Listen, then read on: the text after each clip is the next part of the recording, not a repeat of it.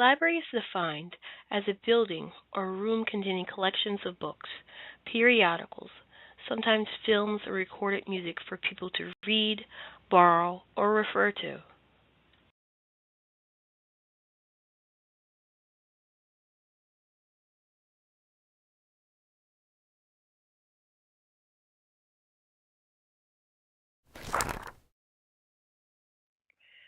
One thing left out of the definition is the experiences and memories of the people who work within the library or who patronizes it. The people are the mind, body, and soul of the library. They are what makes the Atlantic City Free Public Library what it is today, the heart of the community.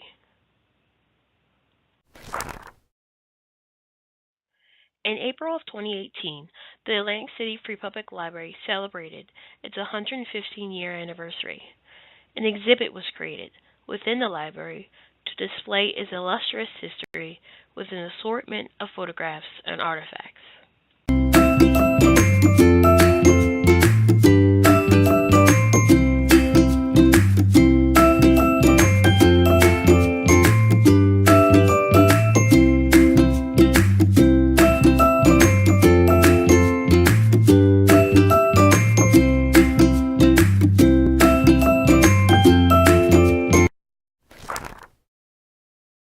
One thing the exhibit could not display was the people who interact with the library every day, the workers and the patrons.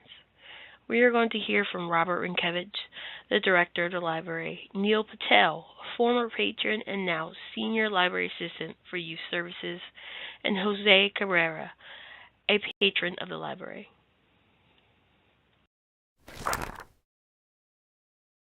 Sitting in the boardroom of the Tennessee Avenue Library building, Robert Rinkevich recalls when he first started at the library. Doing my music thing, and I ended up in Atlantic City in 1979.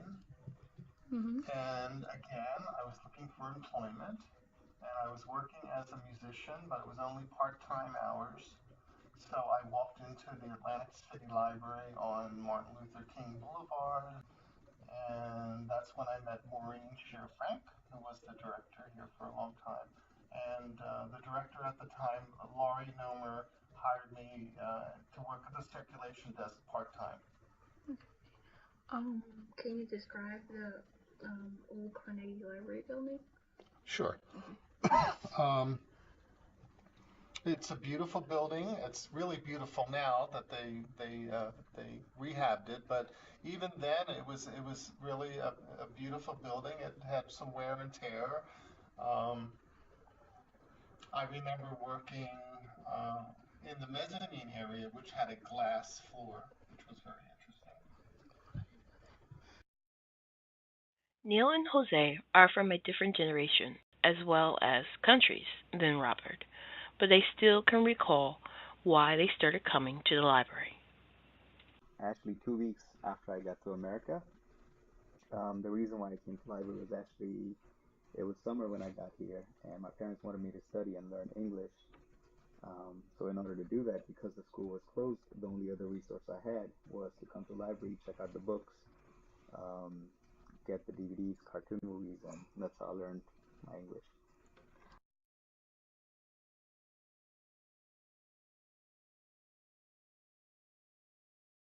When we got here when I was 9, we didn't have many places for us to hang out with that my dad was okay with. So the library was more or less safe ground for us to go and be doing something other than just be out in the streets.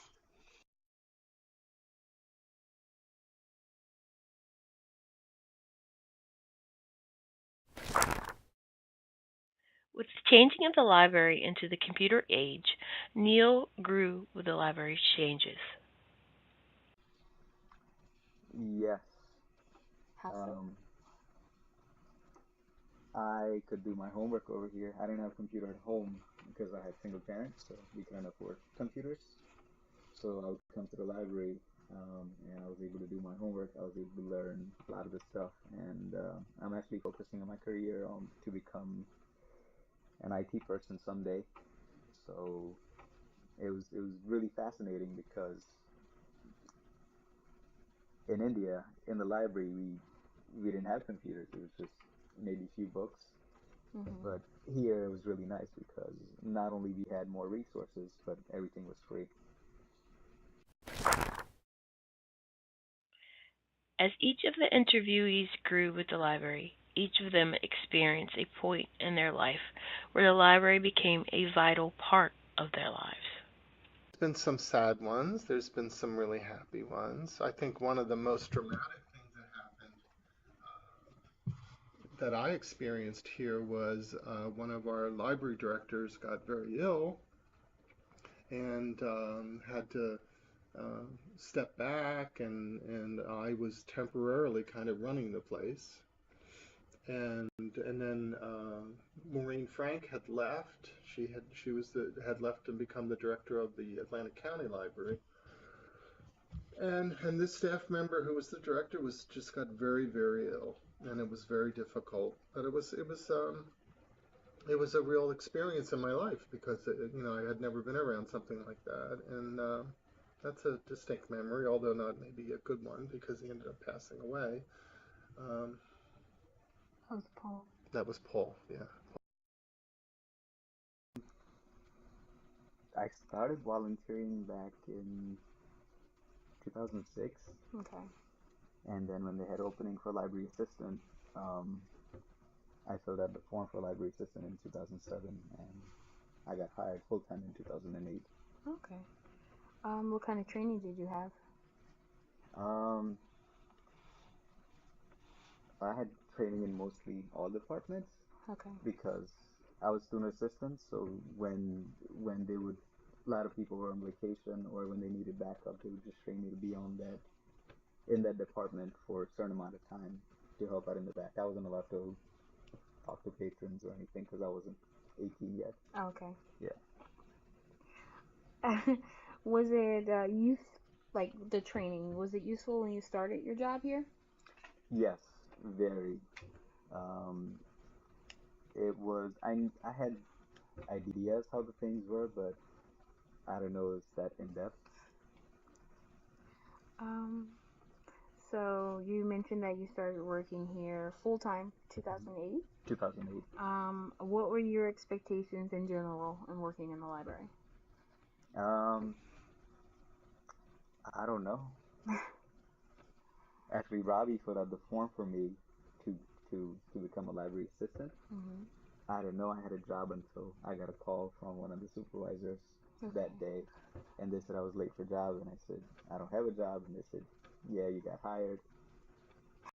I don't remember their last name perfectly, but it was I want to say early to late 20s person.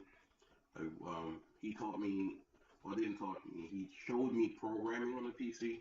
He showed me a small program that he had written himself, and showed me what the capability of what you could do just off learning programming languages, and that really piqued my interest the most since it ended up making me, I would say, the most intrigued by PCs themselves, and ended up making my overall professional goal to be in IT. I ended up going into school for computer programming and ended up getting my degree in computer engineering, which is more or less what I do now, and all because of somebody showing me something simple on a PC that was just a couple of lines of code that put out a already a canned response. So the library helped you be who you are now. It definitely gave me direction. The Atlantic City Free Public Library has changed many lives within the community, from the development of the computer center to the many cultural programs to the helpfulness of its staff. The library is always a place people can return to. Well, I think that our services are kind of way the same. I mean, in a broad sense, we're basically doing the same thing. The thing that has, I guess, really changed though is that the traditional library is now including things like what we're doing now with career connections, helping people find employment, computer center. A lot of it, of course, is computers and training people and adult literacy. And we're more, a lot of the social services, right, are now part of the library. Where back then we didn't do any of that stuff. They had classes for after school, homework help, that type things. A lot of reading clubs, that kind of thing. There's a lot of just things to keep kids inside of the library for better or worse. Did you participate? I was part of the computer club, not much anything else besides that. That's something that I wanted to do and interested me, so the computer club was what drew my attention. The devastation of the budget cuts and the pilot program has changed the face of Atlantic City Free Public Library. However, it still thinks of the community and puts their needs above all others. Well, when I first started working at the library in '79, things were pretty dicey, I remember. And in fact, within just the first 2 years, I think, we were called into the director's office and giving layoff notices because they weren't sure how things were going to be. And that was pretty scary because, especially for the new people, and I was one of the new persons, I thought I was going to be laid off. Um, and what's been bad over the years is just the fluctuation of the budget primarily because of the craziness that goes on in town with real estate valuations. Um, there were boom years where valuations were really skyrocketing because they thought developers would buy into town and the casinos, and then the casinos would slow down, budget would go down, and that was always a challenge, I think, for the library director, Maureen Frank, because you'd have these great runs and then you'd have these low dips. Um, and of course, what's happened now is um, the legislation that was passed, the Payment in Lieu of Taxes, the Casino Stabilization Act, really hurt the library.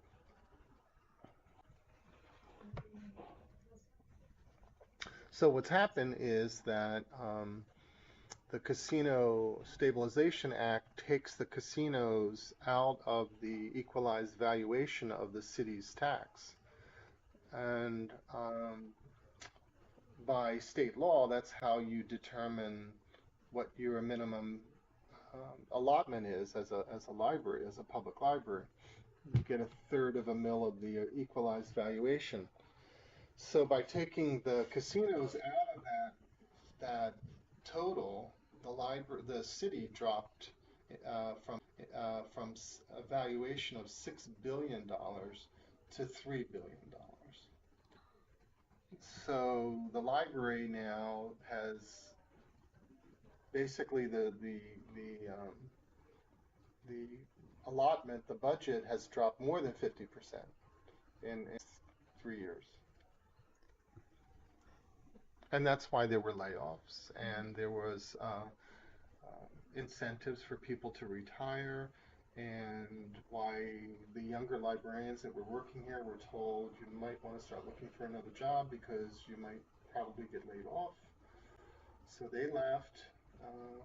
Some people that were close to retirement got incentives and left for benefits. And then there were layoffs, which was really, really, really painful. That was another really bad and difficult thing to do.